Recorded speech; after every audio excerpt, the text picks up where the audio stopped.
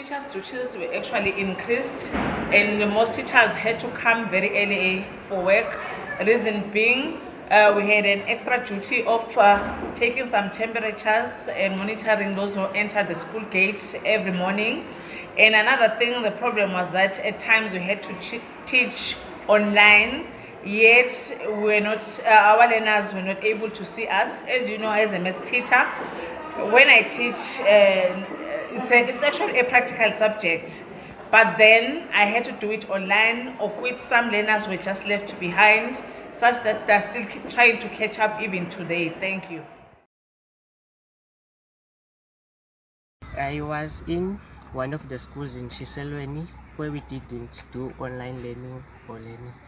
And when we went back to school, it was hard for us to recap on what we were learning. Secondly, social distancing made it difficult for us that whenever we wanted to ask someone next to us to explain something from schoolwork, we couldn't do that. Even it was hard for the teachers to come close to us to teach us individually if we did not understand the topic. I think what was hard during this time is that we had to adjust to different methods of learning, such as online lessons. Now, since being used to having a teacher to explain in front of you, wearing of masks was quite uncomfortable because we had to also adjust to wearing masks everywhere we go, and that we weren't used to. It was quite uncomfortable to be in class wearing a mask in a confined space and area.